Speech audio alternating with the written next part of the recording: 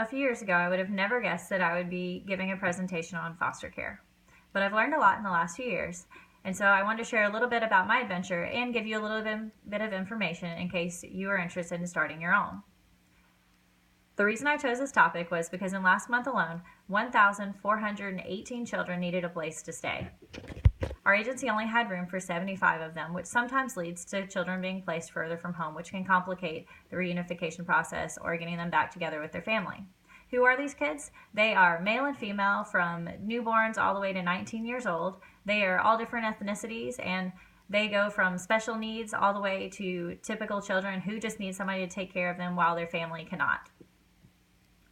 There are even just 114,000 children who are waiting for a family to call their own. And then there are others who just need support and need somebody to take them in while their families are getting their feet under them. And so where these kids come from, they come from all different backgrounds. Some of them come from neglectful situations, other criminal activity, drugs, just all different circumstances that make their homes unsafe for the time being.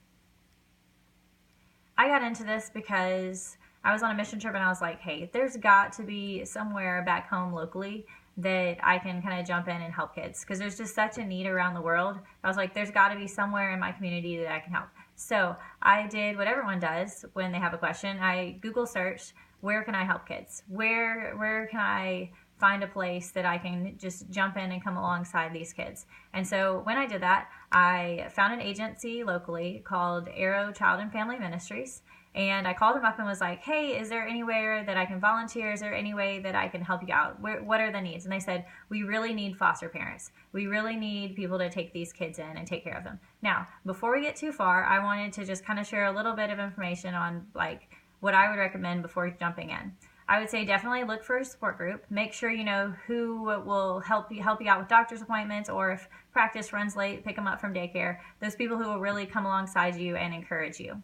And then consider what you can handle. They can place any child from a newborn to a 13-year-old in your home, but you get to give them that information. Can you take in 1 or 2 kids, male or female? You get to have the input for that. So really think about what fits into your life. And then pray about it. Talk to friends. Brainstorm how it'll look in your life, because it's really hard to do that once you have a child in your home. Plus, it kind of gives your friends and family a little bit heads up before you suddenly go from no children or a couple of children to this new child who you're fully parenting.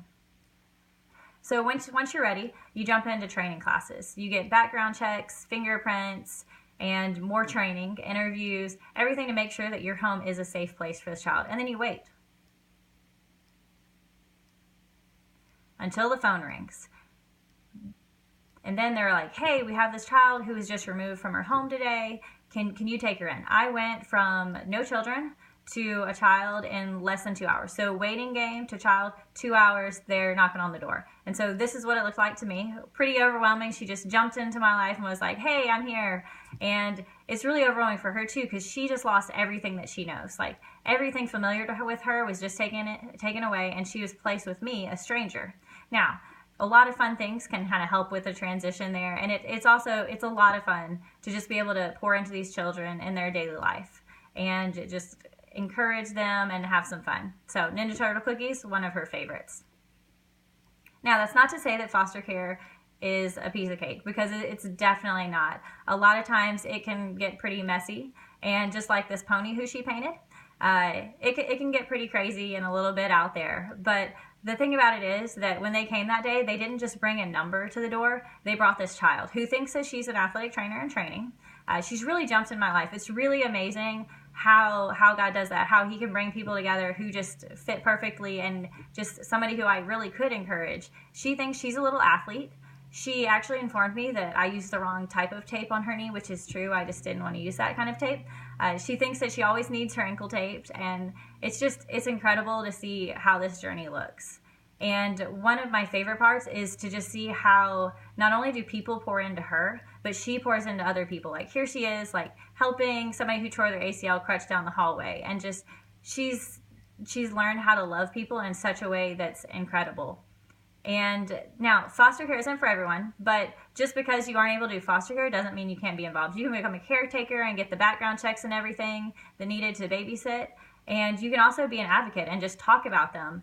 let people know, raise awareness for it. And because the thing is, every child deserves somebody in their life who won't give up on them. And that's really what these kids need. They need somebody to come along and say, hey, your life is crazy right now, but I'm here for you. I'm going to stick with it. I'm going to encourage you. I'm here, because they just lost a lot. So in conclusion, if you have any questions or this piqued your interest, feel free to let me know and ask any questions. I'd love to talk to you. I don't know everything, but it's a crazy thing where if you have a support group, like it can help you out. So thank you for listening to this presentation.